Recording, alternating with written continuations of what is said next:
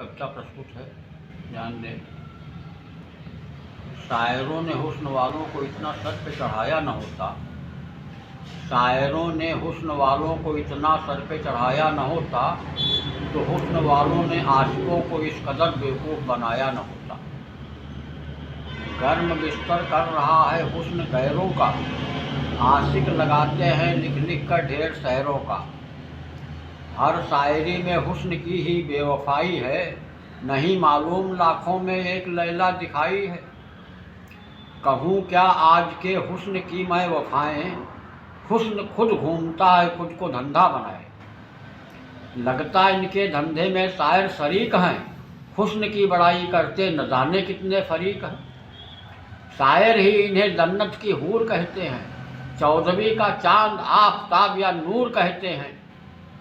अरे हम इन्हें मुंह नहीं लगाते, हम इन्हें मुंह नहीं लगाते, ये आस्तीन का नाग हैं, इन्हें छूते ही जल जाओगे, ये दहकती हुई आग है, ये दहकती हुई आग है। धन्यवाद।